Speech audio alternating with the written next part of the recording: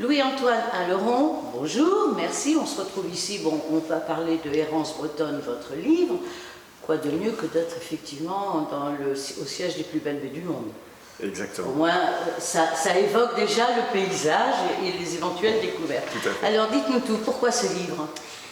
Eh ben, c'est justement à travers mes errances que j'ai eu cette idée d'y associer des textes philosophiques et poétiques en fait, sur la Bretagne que j'affectionne particulièrement.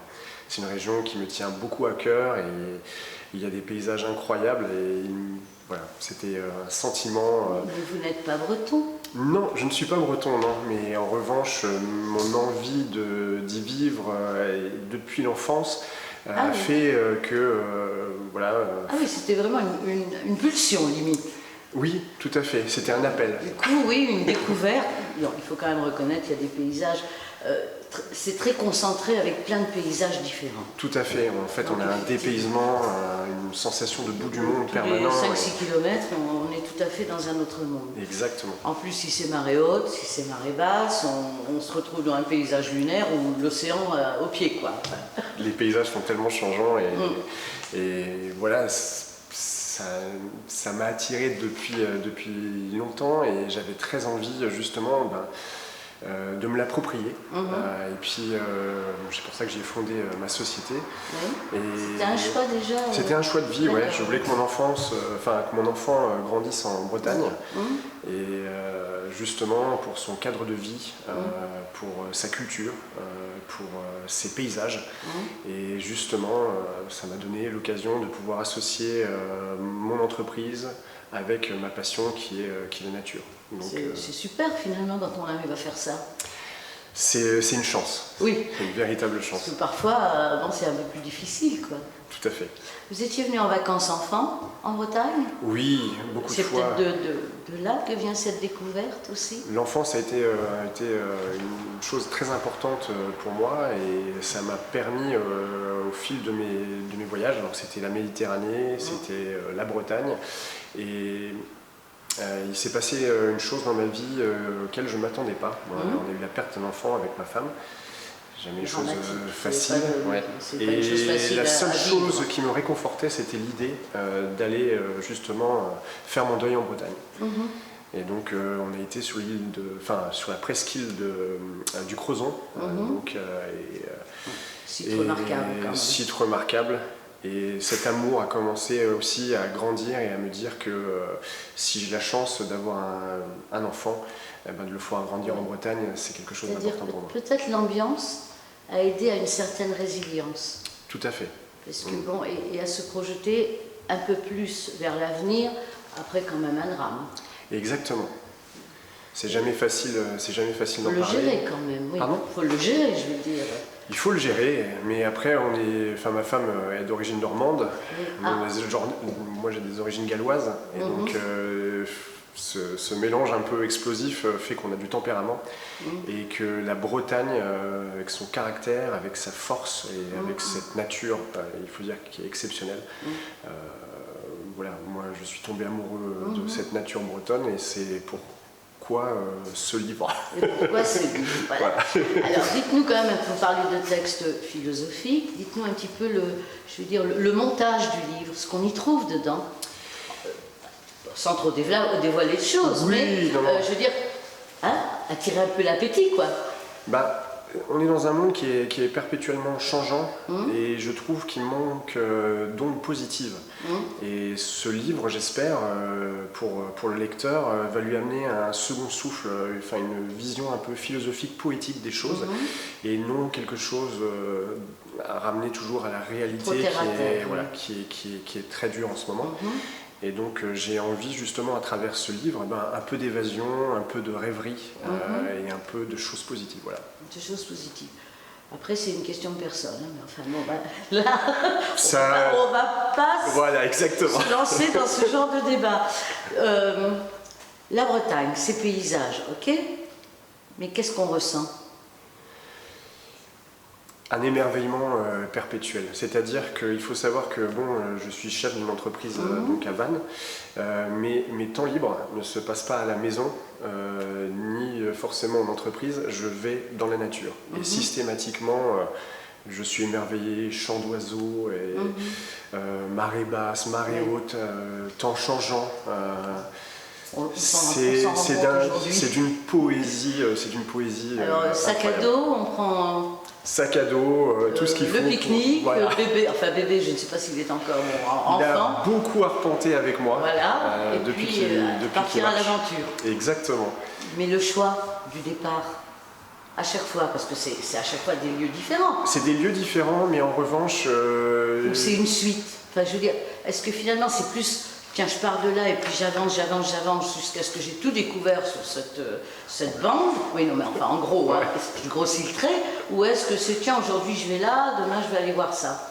Non, c'est en fonction aussi des conditions climatiques, ce qui peut me permettre de capter la lumière, parce que je fais un gros travail sur la photo à travers ce livre. Et l'essentiel pour moi, c'est de capter un petit peu cette luminosité qui est incroyable en Bretagne et qui peut être tellement changeante d'une minute à une autre. Vous pouvez avoir un jeu de lumière qui est totalement incroyable. Et c'est ce que j'essaye à travers ce livre, justement, de capter une espèce d'instantanéité du moment. Et pour moi, voilà, c'est ce que j'essaie de faire, en fait, de donner encore de la force avec des petits textes poétiques et philosophiques à travers ce livre. Oui, bah oui, il faut l'habiller quand même, il faut habiller la photo. Exactement. Il faut habiller la photo, puis il faut donner envie. Oui. Bah, le but, c'est que le lecteur puisse faire un voyage à travers justement ces photos et à travers ces textes. Et puis, moi, c'est l'échange. J'ai réussi beaucoup de choses dans ma vie.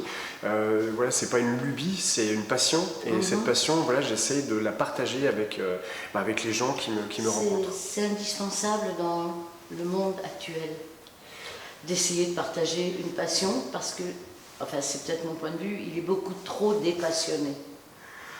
Donc, si on peut amener une ouverture et du coup, je veux dire, remettre un besoin de découverte, on ne peut qu'être, content, déjà du but. Je partage totalement cette impression. Parce que c'est vrai, on vit dans un monde qui est très changeant, très versatile, et on oublie un petit peu ce côté merveilleux qu'est la nature.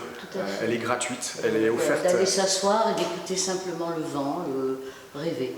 Exactement. La rêverie, pour moi, est la chose première de ce livre. Et voilà, si on n'a pas de rêve, on ne vit pas pleinement sa vie. Tout à fait. C'est pas moi qui vais dire le contraire. Les rêves, ils peuvent être aussi bien du reste vers des monuments, peu importe, ou vers du paysage. On peut ressentir autant de passion à tel moment pour un monument et le lendemain pour un paysage, ou bêtement pour un coin de forêt, du reste. Ça peut être d'un banal, mais par contre dans le banal on peut trouver de l'extraordinaire.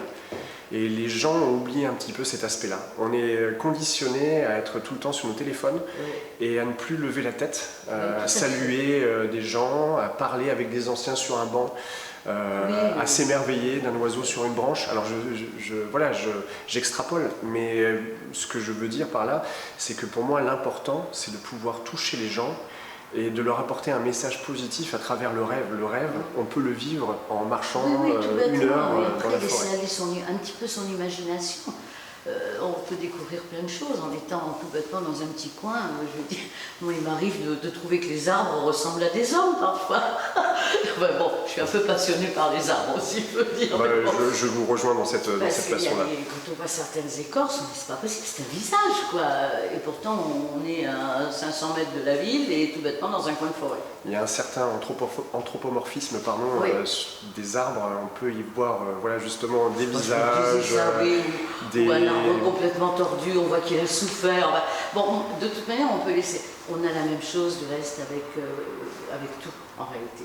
Le tout est de faire revenir un petit peu son imagination, même d'enfant. Bon, après, on la broie, on essaye de vivre dans un monde un peu dématérialisé, en fin de parcours, comme c'est à la mode. Et puis on oublie tout ce qu'on peut se raconter, même comme histoire, quand on est enfant. L'enfance, pour moi, est un socle fondateur. C'est-à-dire que il est important, justement, d'enseigner à nos enfants d'aller en forêt, d'aller cueillir, d'aller même contempler des paysages. Et justement, dans nos sociétés, on est vraiment axé sur le mouvement et plus sur la lenteur. Et ça me pose un véritable problème. Et il faut trouver un juste équilibre aux choses. On ne peut pas vivre en dehors de la société, mais en revanche, on peut y intégrer la nature. Et la Bretagne, justement, est un formidable terrain de jeu. Et voilà, c'est pas le... Alors, que dire donc pour donner envie de lire ce livre aux autres? Si vous aimez... Ou d'y trouver peut-être plein de paysages qui sont même loin de connaître.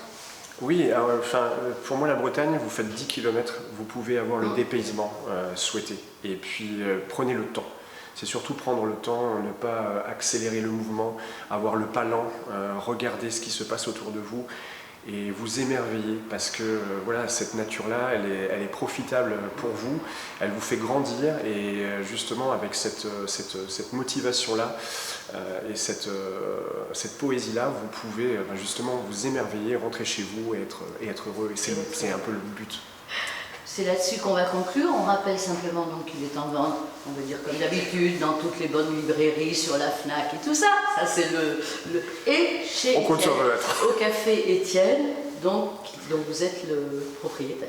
Exactement, avec ma femme, voilà, c'est une fierté parce que on était avant dans le sport, mes beaux-parents tenaient des magasins de sport et on a voulu changer de vie à la naissance de notre enfant, vu notre antécédent, et on a voulu que notre enfant grandisse dans une région que nous avons choisie, une région de cœur, une région qui nous anime, une région que l'on aime, et pour nous il n'y a pas plus grande fierté, et c'est pour ça que voilà, il y a une espèce de mise à nu.